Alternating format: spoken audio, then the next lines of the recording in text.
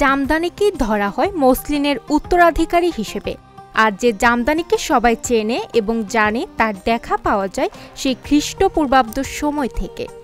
জামদানি শাড়ির সবচেয়ে প্রাচীনতম উল্লেখ পাওয়া যায় কৌটিল্যের অর্থশাস্ত্র গ্রন্থে।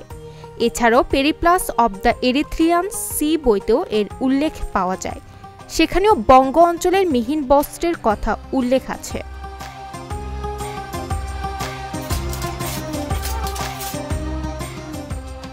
জামদানির নামকরণ নিয়ে নানা মতভেদ রয়েছে। জামদানি মূলত ফার্সি ভাষা থেকে এসেছে ধারণা করা হয়। ফার্সিতে জামা অর্থ হলো পোশাক ও দানা অর্থ হলো বুটি, অর্থাৎ জামদানির অর্থ দ্বারাই বুটিদার পোশাক।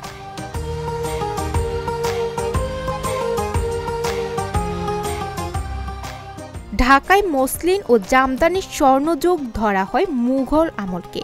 মিহিন কাপড়ের উপর করা কারুকার্যগুলো লক্ষ্য করলে দেখা যায় নকশাগুলিতে মুঘল ও পারস্যের শিল্পরীতির প্রভাব রয়েছে। মূলত বাংলাদেশের ঢাকা জেলাতেই জামদানির শাড়ি সর্বোচ্চ উৎকর্ষতা লাভ করে। এই শাড়ি বিভিন্ন অঞ্চলে তৈরি করা হলেও ঢাকাকে এর আদি জন্মস্থান বলে ধরা হয়।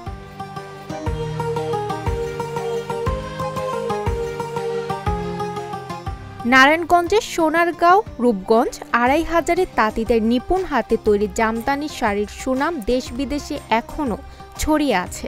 এটা দিন দিন সংখ্যা কমে যাচ্ছে দাদা। আপনি যে জায়গায় বসে আছেন এই জায়গায় আগে ঘরে ঘরে ছিল।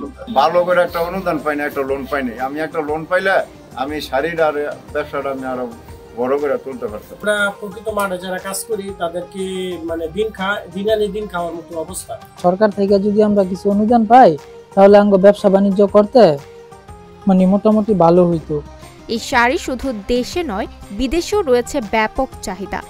কিন্তু আর্থিক অবস্থার উন্নতি না হওয়া এবং বিভিন্ন প্রতিবন্ধকতায় অন্য পেশায় চলে যাওয়ায় ধীরে ধীরে কমছে কারিগরের সংখ্যা। ফারহানা ইমা, চ্যানেল এস নিউজ ডেস্ক।